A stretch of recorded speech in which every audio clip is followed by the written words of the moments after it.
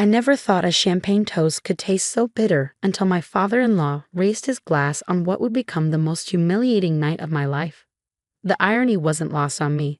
I was sitting in the private dining room of the country club I'd been quietly financing for the past 6 months, listening to Richard Blackwood systematically destroy my husband's future while dessert grew cold on our plates. The evening had started pleasantly enough. Richard had called David that morning, his voice unusually warm over the speakerphone in our kitchen. "Son, I'd like you and Alana to join me for dinner tonight. There are some family matters we need to discuss." David's face had lit up with hope, and I'd felt that familiar pang of protectiveness. After 8 years of marriage, I'd watched my husband desperately seek his father's approval, each rejection chipping away at his confidence like water wearing down stone. I'd chosen my outfit carefully that evening. A navy blue dress that conveyed professionalism without ostentation, paired with the simple pearl earrings David had given me for our anniversary. As a private equity partner who'd spent 15 years building my reputation on discretion and strategic thinking, I understood the importance of reading a room before entering it. But nothing could have prepared me for what Richard had planned. The Willowbrook Country Club dining room exuded old money sophistication, with its mahogany paneling and crystal chandeliers casting warm light over tables where business deals were born and family legacies shaped. Richard held court at our corner table like the petroleum industry titan he'd once been, his silver hair perfectly styled, his Armani suit tailored to perfection. Even at 72, he commanded attention, a skill that had built Blackwood Energy from a small Texas drilling operation into a multi-million-dollar empire. "Alana, you look lovely tonight," Richard said as we settled into our seats, his smile not quite reaching his eyes. "Though I have to say, that dress must have cost more than most people make in a month. David's certainly keeping you in style." The comment landed just as it was meant to, a subtle reminder that in Richard's mind I was an expensive liability rather than an asset. David shifted uncomfortably beside me, already sensing the undercurrent of tension I'd learned to navigate in the Blackwood family dynamic. "Actually, it's from a consignment shop downtown," I replied smoothly, which was technically true. The fact that I bought it new from Nordstrom and donated it to that same consignment shop the next day before buying it back was information Richard didn't need. "I believe in being practical with spending." Richard's laugh was sharp. "Practical? Yes, I'm sure you've had to learn that skill." He opened his leather portfolio with the ceremony of a judge delivering a verdict. "Which brings me to why I wanted to speak with you both tonight." David leaned forward eagerly, and my heart clenched watching the hope written across his features. My husband was brilliant. His doctoral thesis on renewable energy integration had been published in 3 major journals. But years of his father's dismissive treatment had left him hungry for any scrap of paternal approval. "Dad, if this is about me joining the company again, I've been thinking." "This isn't about the company, son," Richard said, his voice carrying the authority of someone accustomed to being obeyed without question. "This is about the family legacy and my growing concerns about your priorities." The way he said priorities while glancing at me made my skin crawl. But I maintained my composed expression. In boardrooms from Houston to Manhattan, I learned that showing emotion was often the same as showing weakness.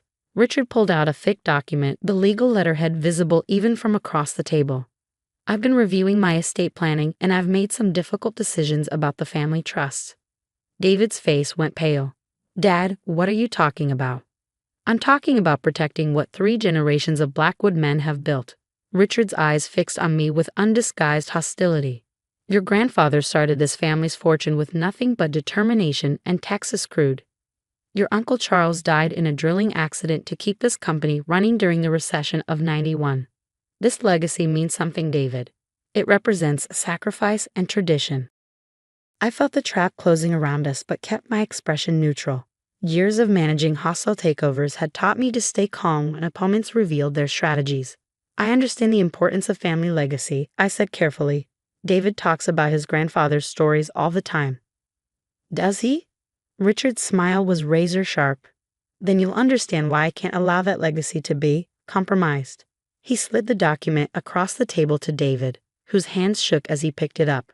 I watched my husband's face crumble as he read, each line dealing another blow to the man I've fallen in love with for his kindness and intelligence. "Dad, this removes me from the family trust entirely." David's voice was barely a whisper. Everything goes to Charles's kids instead. Your cousins understand what it means to marry within their class, Richard said, his tone conversational as if discussing the weather. They chose partners who complement their social standing rather than what you chose. The insult hit its mark, but I've been expecting it. Richard had never bothered hiding his disdain for my background. The daughter of immigrants who built a successful restaurant chain through 16-hour days and unwavering determination. In his mind, I was everything wrong with modern America, ambitious, foreign-born, and worst of all, richer than his son. Richard, I began, but he cut me off with a wave of his hand. Please, Elena, let me finish. He leaned back in his chair, clearly savoring his moment of control. David, your decision to marry outside your social circle was concerning enough. But watching you become domesticated by someone whose primary qualification seems to be her ability to spend money, well, it's become impossible to ignore. David's jaw tightened. Elena isn't. Elena is exactly what she appears to be, Richard continued, his voice rising just enough to command attention from neighboring tables. A beautiful woman who recognized an opportunity and seized it. I don't fault her for that. I admire ambition. But I won't allow my family's fortune to become her personal shopping fund. The dining room felt impossibly quiet despite the soft murmur of conversation from other tables.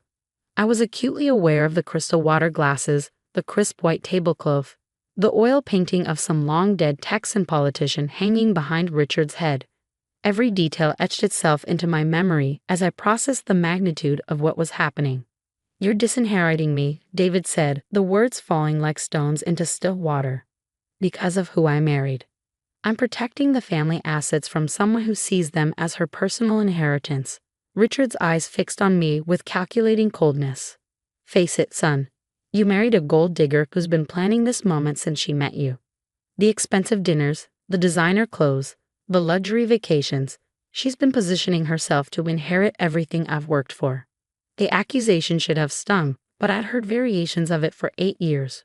What hurt was watching David's shoulders slump, seeing him believe, even for a moment, that his father might be right.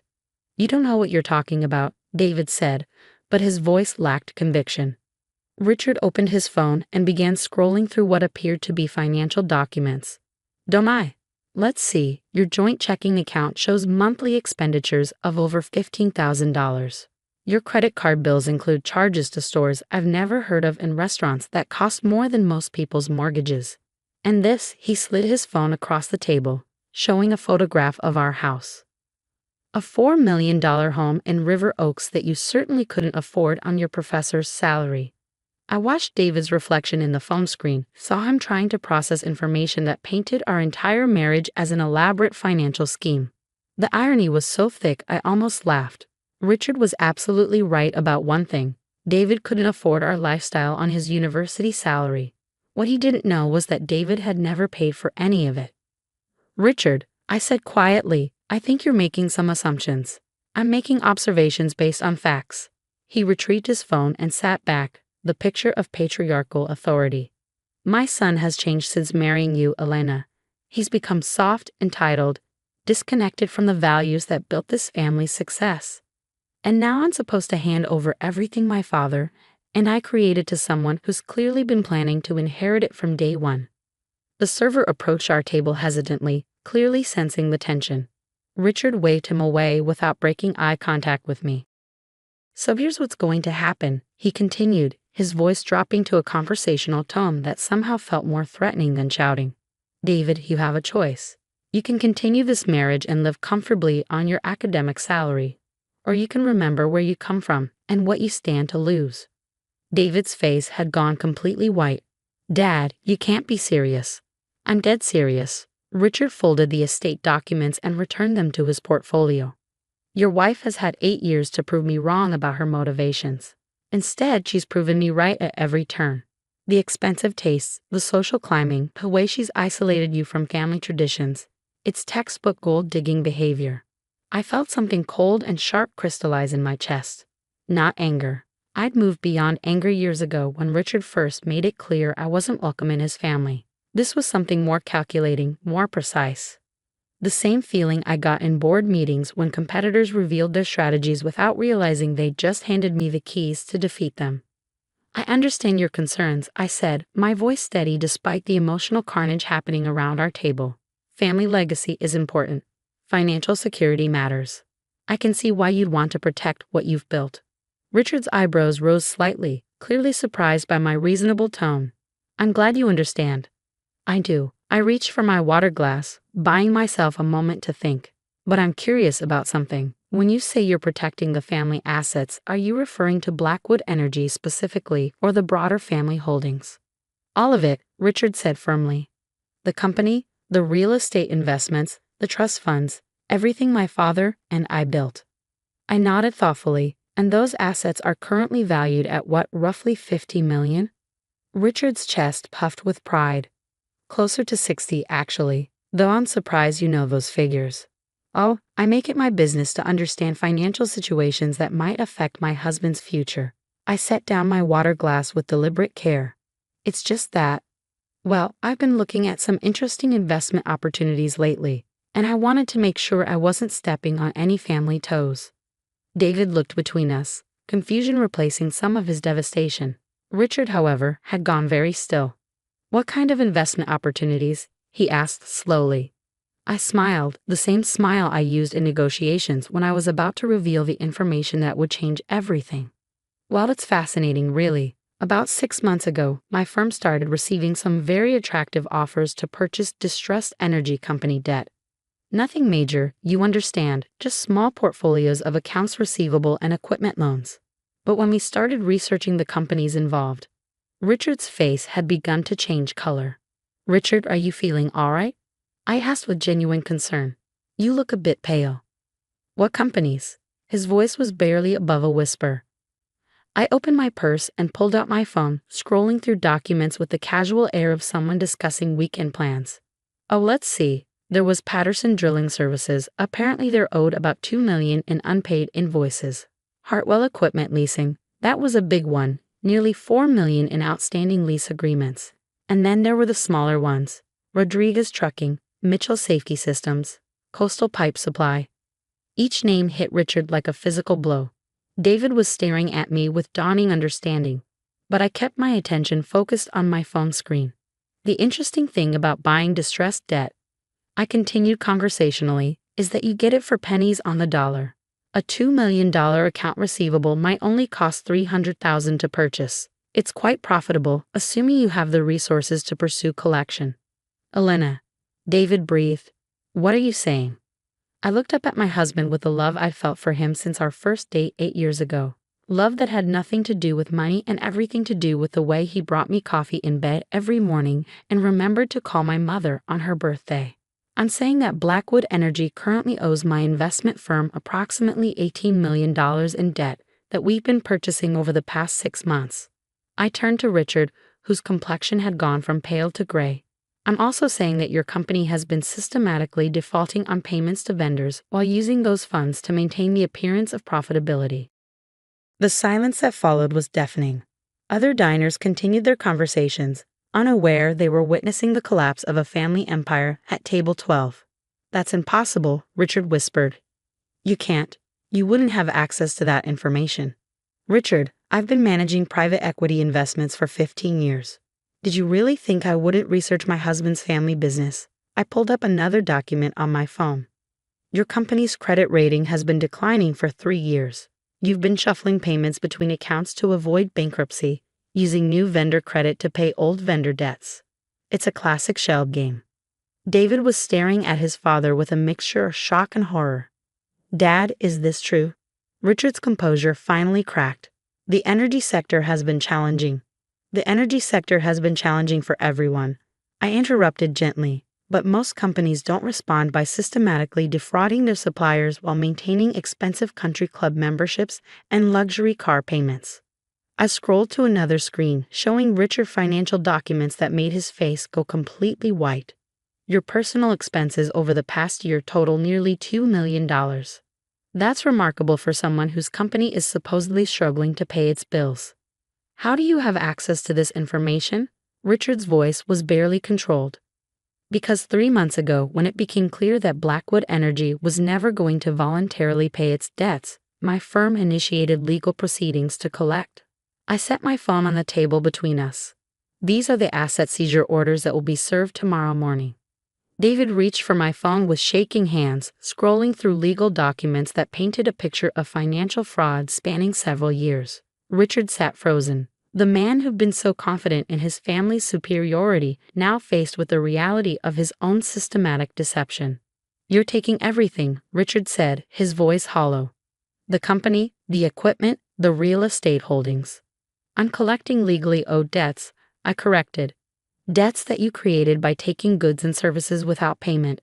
The fact that collecting those debts will effectively dissolve your company is an unfortunate side effect of your business practices." The waiter appeared at our table again, clearly concerned by the tension. "Is everything all right here?" "Actually," I said, standing and gathering my purse, "I think we're finished. David, are you ready to go?" My husband stood slowly, still processing everything he'd learned. Richard remained seated, staring at the legal documents on my phone screen. "Elena," Richard's voice stopped me as I turned to leave. "What do you want?" I looked back at him. This man who'd spent 8 years treating me like an opportunistic interloper, who'd just attempted to destroy his own son's future out of spite and prejudice. "I want you to understand something, Richard. Every expensive dinner you criticize, I paid for it. Every luxury vacation you resented, I planned and funded it. Our house, our cars, David's ability to pursue his research without worrying about money, all of it came from my income, not your family fortune." Richard's mouth opened and closed without sound. "David didn't marry a gold digger," I continued, my voice steady but filled with 8 years of suppressed emotion. "He married someone who makes more money in a month than your company has seen in profit over the past 3 years. Someone who's been quietly supporting your family's lifestyle while you convinced yourself we were living off your generosity." I walked around the table and placed my hand on Richard's shoulder, feeling him flinch at the contact. "You want to protect the family legacy? Here's what's going to happen. Tomorrow morning, when the asset seizure begins, I'm going to offer to purchase Blackwood Energy's remaining assets for fair market value. I'm going to restructure the debt, pay the suppliers you've been cheating, and turn it into a profitable business again." Richard looked up at me with naked fear in his eyes. And then I'm going to transfer ownership to David, along with a trust fund that will ensure he never has to worry about your approval again." I smiled, and for the first time all evening it was genuine. "Consider it a wedding gift, 8 years late, but worth the wait." David moved to my side, his hand finding mine with the instinctive trust that had carried us through 8 years of his father's manipulation. "Elena, you don't have to." "Yes, I do." I squeezed his hand, feeling the wedding ring I'd bought for him with money I'd earned through years of careful investment and strategic thinking. "Your father was right about one thing: family legacy matters. It's time we started building our own." 6 weeks later, I sat in the conference room of what was now Blackwood Martinez Energy, reviewing quarterly reports with David and our newly hired management team. The company's debt had been restructured, vendor relationships restored, and we'd already secured 3 major drilling contracts that would ensure profitability for the next 5 years. Richard had moved to a smaller house in West University, his country club membership canceled, and his luxury car returned to the dealership. He'd initially threatened legal action, but his lawyers quickly explained that his signature was on every fraudulent vendor agreement, making him personally liable for millions in damages he couldn't possibly pay. The environmental impact study for the West Texas project came back clean, David said, sliding the report across our conference table. "We can break ground next month." I smiled at my husband, who'd thrown himself into learning the energy business with the same passion he'd once reserved for academic research. Removing the weight of his father's disapproval had unleashed a confidence I'd always known was there. "What about your father?" I asked, though I already knew the answer. David's expression grew thoughtful. "He called yesterday, asked if we might have dinner soon. And I told him we'd be happy to meet him at that diner on Westheimer, the one my mom used to take me to when I was little." David grinned. He said he'd never eaten at a place like that. I laughed, remembering the man who'd once criticized my consignment chalk dress while living on credit stolen from honest suppliers. I think it's time he learned.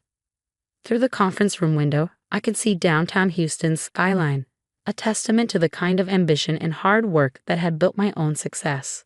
Richard had been wrong about nearly everything, but he'd been right about one thing: legacy mattered. The difference was that real legacy wasn't inherited, it was earned, one decision at a time.